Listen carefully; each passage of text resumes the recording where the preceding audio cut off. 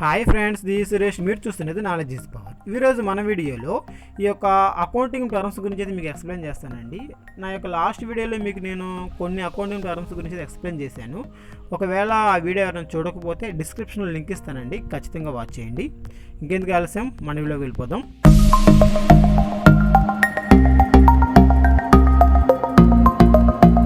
Accounting టర్మ్స్లో మనం ఇందులో చూడింది first one ఏంటంటే current assets.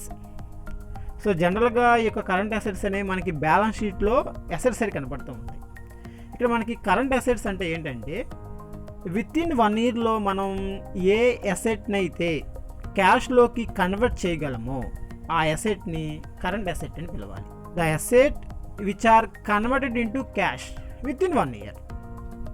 For example, sundry debtors,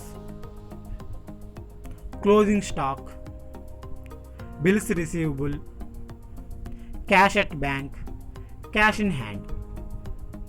ఇవన్నీ కూడా మనకి current assets.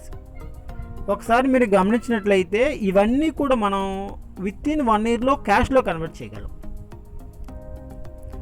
Suppose Sunny debtors ఉన్నారు.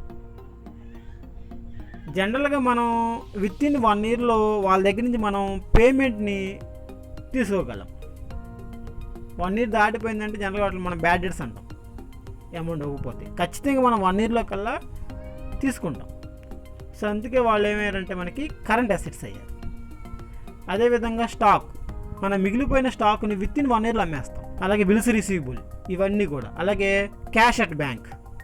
సపోజ్ మీకు క్యాష్ అవసరం వచ్చింది, మీ యొక్క అకౌంట్లో డబ్బులు ఉన్నాయి, మీరు ఒక గంటలో బ్యాంకుకి వెళ్ళి cash తెచ్చేసుకుంటారు.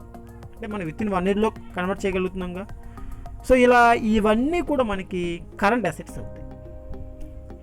Next one current liabilities. Current అసెట్స్కి ఆపోజిట్. మనము విత్ ఇన్ 1 ఇయర్లో ఖచ్చితంగా పే చేయవలసిన లయబిలిటీ ఏదైనా ఉంటే దాన్ని కరెంట్ లయబిలిటీ అని పిలుస్తాం. ఇక్కడ మనం 1 ఇయర్లో వాటిని పే చేసేయాలి ఖచ్చితంగా. For example, sundry creditors, bills payable, short term loans, ఇవన్నీ కూడా మనకి కరెంట్ లయబిలిటీస్ అవుతాయి. అలాగే అవుట్ స్టాండింగ్ అమౌంట్స్ ఏమన్నా పే చేసి వస్తాయి అంటే outstanding salary, outstanding rent, ఇవన్నీ కూడా మనకి కరెంట్ లయబిలిటీస్ కింద వస్తాయి. ఇవన్నీ కూడా మనం విత్ ఇన్ 1 ఇయర్లో పే చేయాలి. ఇప్పుడు సన్డ్రీ క్రెడిటర్స్ ఉన్నారు, వాళ్ళు ఖచ్చితంగా మనకి 1 ఇయర్ కంటే ఎక్కువ టైం ఇవ్వరు, మనం 1 ఇయర్లో పే చేసేయాలి. అలాగే అవుట్ స్టాండింగ్ శాలరీ, అంటే శాలరీ మనం ఇంకా పే చేయాల, పేబుల్గా రాసాం. సో జనరల్గా 1 ఇయర్లో మన ఎంప్లాయ్ మన దగ్గర నుంచి శాలరీ తీసుకుంటాం. సో ఇవన్నీ కూడా మనకి కరెంట్ లయబిలిటీస్ అవుతాయి. So first one current assets, next one current liabilities. So దానికి ఆపోజిట్ ఇది. Next one tangible and intangible assets. Tangible and intangible assets. ఇక్కడ ఫస్ట్ వన్ టాంజిబుల్. టాంజిబుల్ అంటే మనకి కంటికి కనిపించడం. ఏ అసెట్ అయితే మనకి కంటికి కనిపిస్తుందో ఆ అసెట్ని మనం టాంజిబుల్ అసెట్ అని పిలవాలి.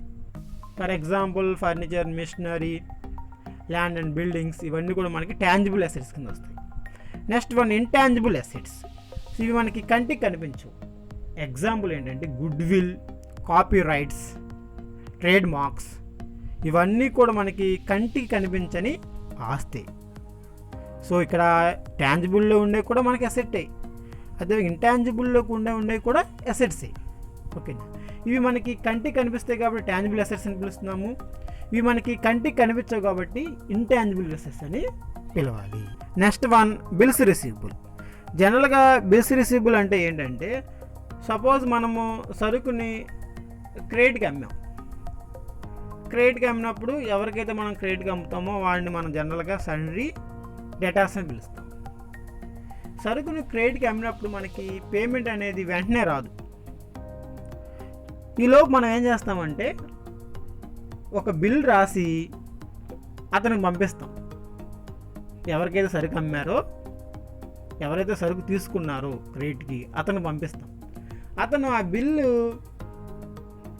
మీద సంతకం చేసి మనకి తిరిగి రిటర్న్ చేస్తాడు. ఇప్పుడు ఆ బిల్లు మనకు వచ్చేస్తుంది. ఇప్పుడు ఆ బిల్లుని ఏమేమి పిలవాలంటే బిల్స్ రిసీవబుల్ అనాలి. అలా బిల్లు రావడం వల్ల మనకు ఉపయోగం ఏంటంటే, ఒకవేళ మనీ మనకు ఒకవేళ అర్జెంట్ అయితే మనం ఈ బిల్లుని బ్యాంకులో డిస్కౌంట్ చేసుకోవచ్చు.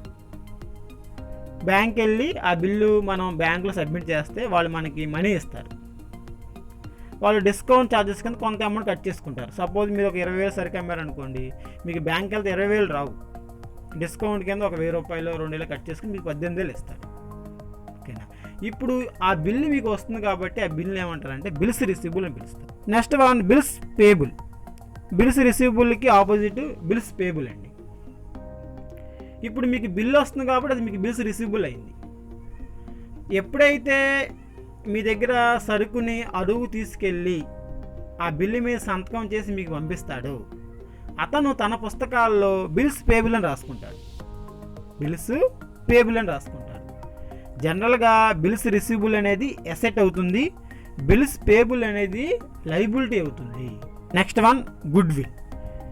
మనకి గుడ్ విల్ అంటే ఏంటంటే, goodwill is A intangible assets. ఇందాక నేను ఆల్రెడీ ఎగ్జాంపుల్ చెప్పాను. ఇంటాంజిబుల్ అసెట్స్లో ఫస్ట్ వన్ గుడ్ విల్. జనరల్గా గుడ్ విల్ అంటే ఏంటంటే, ఆర్గనైజేషన్కు ఉండే మంచి పేరుని మనం గుడ్ విల్ అని పిలవాలి. Goodwill is a good name, fame of the organisation. So a ఆర్గనైజేషన్కి అయితే మంచి పేరు ఉంటుందో దాన్ని మనము గుడ్ విల్ అని పిలుస్తాము. జనరల్గా గుడ్ విల్ అనేది మనం ఎప్పుడు క్యాలిక్యులేట్ చేస్తామంటే, ఒక బిజినెస్ని కొనేటప్పుడు కానీ, లేకపోతే ఒక బిజినెస్ని అమ్మేటప్పుడు కానీ, లేకపోతే పార్ట్నర్షిప్ ఫామ్లో ఒక పార్ట్నర్ని కొత్తగా అడ్మిట్ చేసినప్పుడు కానీ, లేకపోతే ఒక పార్ట్నర్ రిటైర్మెంట్ అవుతుంటే కానీ, లేకపోతే డెత్ అయినప్పుడు కానీ, ఇలాంటి సందర్భాల్లో మనం ఏం చేస్తామంటే గుడ్ విల్ క్యాలిక్యులేట్ చేస్తాం. ఇంకా మనకి గుడ్ విల్ ఇంకా బాగా అర్థం అవ్వాలంటే ఒక చిన్న ఎగ్జాంపుల్ చెప్తానండి, కొంచెం జాగ్రత్తగా వినండి. సపోజ్ మీరు ఒక బిజినెస్ చేద్దాం అనుకున్నారు, బాగా ఆలోచించారు. ఇప్పుడు ఫుడ్ బిజినెస్ బాగా నడుస్తుంది కాబట్టి హోటల్ బిజినెస్ చేద్దాం అనుకున్నారు. కానీ ఇక్కడ మీరు ఏమనుకున్నారంటే, ఇప్పుడు ఒక హోటల్ కన్స్ట్రక్షన్ చేసి అందులో మెటీరియల్ కొనుక్కుని ఇవన్నీ చేసే చాలా టైం పడుతుంది. అందుకే ఆల్రెడీ రన్నింగ్ అవుతున్న హోటల్స్ ఉంటాయి కదా, సో అవి మీరు కొందాం అనుకున్నారు. సరే అని మీకు దగ్గర ఉన్న లొకేషన్స్ అంతా సెట్ చేశారు. సో ఒక సెంటర్లో ఒక హోటల్ మీకు బాగా నచ్చింది. సరే ఆ హోటల్ కొందామని మీరు ఏం చేశారంటే, ఆ హోటల్లో ఓనర్ దగ్గరికి వెళ్ళారు. సార్, నేను మీ హోటల్ని కొందాం అనుకుంటున్నారు, మీకు ఇష్టమైతే అమ్మండి అని హోటల్ ఓనర్ని మీరు అడిగారు. వెంటనే ఆ ఓనర్ ఏమన్నాడంటే, సార్ నేను అమ్ముతాను మీకు అని చెప్పాడు. సరే ఎంతకు అమ్ముతారు అని మీరు వెంటనే క్వశ్చన్ చేశారు. అతను ఏం చేశాడంటే ఒక క్యాలిక్యులేటర్ బయటికి తీసి లెక్కేస్తున్నాడు. ఆ బిల్డింగ్ ల్యాండ్ ఎంత కొన్నాడు, ఎంత కన్స్ట్రక్షన్ చేశాడు, అదేవిధంగా అందులో ఫర్నిచరు, ఇవన్నీ కూడా ఎంత అవుతాయో అతను లెక్కట్టి అతనికి 50 లక్షలు వచ్చింది. అతను మీతో ఏమంటున్నాడంటే, నాకు ఇన్వెస్ట్మెంట్ 50 లక్షలు అయిందండి, నాకు మీరు 55 లక్షలు ఇవ్వమన్నాడు. వెంటనే మీరు నువ్వేగా 50 లక్షలు అయిందంటున్నావు, 55 లక్షలు ఎందుకు ఇవ్వాలి అని అడిగాడు. అతను వెంటనే ఏమంటున్నాడంటే, సార్ నాకు ఇన్వెస్ట్మెంట్ 50 లక్షలు అయ్యింది, ఈ 5 లక్షలు అనేది గుడ్ విల్ అన్నాడు. వెంటనే మీరు గుడ్ విల్లా అంటే ఏంటి అడిగాడు. సో అతను ఏమంటున్నాడంటే, సార్ ఈ చుట్టుపక్కల ఎవరికి టిఫిన్ కావాలన్నా సరే నా హోటల్కే వస్తారు, నా హోటల్కి అంత మంచి పేరుంది, నా హోటల్లో టిఫిన్ బాగుంటుందని అందరూ కూడా నా హోటల్కే వస్తారు, నా హోటల్లో తయారు చేసే టిఫిన్కి అంత మంచి పేరుంది. So that is the good will, మంచి పేరు. సపోజ్ మీరు ఈ హోటల్ కాకుండా వేరే హోటల్ కొన్నారనుకోండి, ఈ హోటల్కి వచ్చేంత లాభాలు ఆ హోటల్కి రావు. సపోజ్ వేరే హోటల్ వాళ్ళు 30,000 అమ్మితే రోజుకి నేను 50,000 అమ్ముతాను. సో నేను 20,000 ఎగస్ట్రా అమ్ముతున్నాను. ఎందువల్ల అంటే నా ఆర్గనైజేషన్కి ఉండే మంచి పేరు వల్ల, గుడ్ నేమ్ వల్ల. That is called a good will. ఓకేనా. సో ఇంకా గుడ్ విల్ క్యాలిక్యులేట్ చేయడానికి రకరకాల మెథడ్స్ అయితే ఉన్నాయండి. సో ఖచ్చితంగా నేను ఆ మెథడ్స్ గురించి అయితే ఒక వీడియో ఖచ్చితంగా చేస్తాను. Next one capital expenditure. ఇక్కడ మనకి క్యాపిటల్ ఎక్స్పెండిచర్ అంటే ఏంటంటే, జనరల్గా ఫిక్స్డ్ అసెట్స్ని కొనడానికి మనం పెట్టే ఖర్చుని క్యాపిటల్ ఎక్స్పెండిచర్ అంటారు. ఇంకా డీటెయిల్గా మాట్లాడుకోవాలంటే ఏ వస్తువు అయితే మనము అమ్మే ఉద్దేశంతో కాకుండా బిజినెస్లో ఉపయోగించుకుందాము అనే ఉద్దేశంతో కొనే వస్తువు మీద పెట్టే ఖర్చుని క్యాపిటల్ ఎక్స్పెండిచర్ అని పిలవాలి. అంటే మనకి ఆ వస్తువుని ఉపయోగించుకుందామనే ఉద్దేశం ఉంటుంది, ఇంకా అమ్మే ఉద్దేశం మనకు ఉండదు. చెడిపోతే అమ్మేస్తుంది, అది వేరే విషయం. కానీ ఆ ఉద్దేశం, ఇంటెన్షన్ ఈజ్ ఇంపార్టెంట్. సో మన ఇంటెన్షన్ ఎలా ఉండాలంటే ఖచ్చితంగా బిజినెస్లో వాడుకుందాం అని ఇంటెన్షన్తో కొనాలి. అలాంటి వస్తువుని కొనడానికి పెట్టే ఖర్చుని క్యాపిటల్ ఎక్స్పెండిచర్ అని పిలవాలి. దానికి ఆపోజిట్ రెవెన్యూ ఎక్స్పెండిచర్ అంటే ఏంటంటే ఒక వస్తువుని ఉపయోగించుకునే ఉద్దేశంతో కాకుండా తిరిగి అమ్మేద్దాము, తిరిగి అమ్మేయడం వల్ల రెవెన్యూ జనరేట్ చేద్దాము. సరే, రెవెన్యూ ఎక్స్పెండిచర్ అదే. రెవెన్యూ అంటే ఏంటి? సో జనరల్గా మనకి ఏ బిజినెస్కైనా ఎక్కువ రెవెన్యూ ఎలా వస్తుంది? సేల్స్ ద్వారా. సేల్ చేయాలంటే ముందు మనం గూడ్స్ పర్చేజ్ చేయాలి. గూడ్స్ పర్చేజ్ చేయాలంటే ముందు మనం అమౌంట్ కొంత పెట్టాలి పర్చేజ్ చేయడానికి. సో అంటే మనము ఆ వస్తువుని కొనడానికి ఉద్దేశం ఏంటి? తిరిగి అమ్మేద్దామని. సో కొంటున్నాం అంటే దాన్ని ఏం ఎక్స్పెండిచర్ పిలవాలమ్మా? రెవెన్యూ ఎక్స్పెండిచర్ అని పిలవాలి. సో ఇక్కడ రెవెన్యూ ఎక్స్పెండిచర్ అనేది మనకి ఏం చేస్తుందంటే సో మనకి మళ్ళీ రెవెన్యూ జనరేట్ చేస్తుంది. అదే క్యాపిటల్ ఎక్స్పెండిచర్ అయితే ఎలాంటి రెవెన్యూ జనరేట్ చేయదు. సపోజ్ నేను ఒక ఏసీ కొన్నాను ఆర్గనైజేషన్లో ఉపయోగించుకుందామని. సో ఆ ఏసీ వల్ల నాకు ఎలాంటి రెవెన్యూ జనరేట్ అవుతుంది. సపోజ్ నాది ఒక మెడికల్ షాప్ అనుకుందాం. సో నేను మెడిసిన్స్ కొనడానికి ఎక్స్పెండిచర్ పెడతాను కొనుక్కోవడానికి, దాని రెవెన్యూ ఎక్స్పెండిచర్ అంటాం.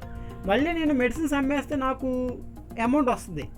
సో అప్పుడు ఆటోమేటిక్గా మనకి రెవెన్యూ జనరేట్ అవుతుంది. So that is called a revenue expenditure పిలవాలి. Next one wages and salaries. So జనరల్గా వీటి మీద కొంత డిఫరెన్స్ అయితే ఉందండి. సో ఇక్కడ వేజెస్ అంటే ఏంటంటే డైలీ పే చేసి, శాలరీ అంటే ఏంటంటే మంత్లీ పే చేయాలి. సో వర్కర్స్కి డైలీ పే చేస్తే వేజెస్, అదే మనము స్టాఫ్కి మంత్లీ పే చేసామనుకోండి వాటిని మనం శాలరీస్ అని పిలవాలి. రెండు కూడా ఎక్స్పెండిచరే. సో జనరల్గా వేజెస్ అనేవి ఫ్యాక్టరీలో వర్క్ చేసే వాళ్ళకి ఇస్తారు. అదే శాలరీస్ అయితే ఆఫీస్లో వర్క్ చేసే వాళ్ళకి ఇస్తారు. జనరల్గా ఏ ఆఫీస్లో అయినా సరే మంత్లీ పే చేస్తూ ఉంటారు, డైలీ ఎవరు పే చేయరు. సో వాటిని శాలరీస్ అని పిలుస్తాం. ఫ్యాక్టరీలో మిషనరీ కింద పనిచేసే లేబర్స్ ఉంటారు. సో వాళ్ళు డైలీ ఇస్తూ ఉంటారు, వాటిని మనం వేజెస్ అని పిలవాలి. ఇంకో డిఫరెన్స్ మనకి ఇందులో ఏంటంటే వేజెస్ అనేవి మనం ట్రేడింగ్ అకౌంట్లో చూపిస్తామండి, శాలరీస్ అనేవి ప్రాఫిట్ అండ్ లాస్ అకౌంట్లో చూపించాలి. సో అది difference between the wages and salaries. నా యొక్క నెక్స్ట్ వీడియోలో మరికొన్ని అకౌంటింగ్ టర్మ్స్ గురించి ఎక్స్ప్లెయిన్ చేస్తానండి. ఇలాంటి మోర్ అప్డేట్స్ కోసం ఖచ్చితంగా నా ఛానల్ అయితే సబ్స్క్రైబ్ చేసుకోండి. Thank you.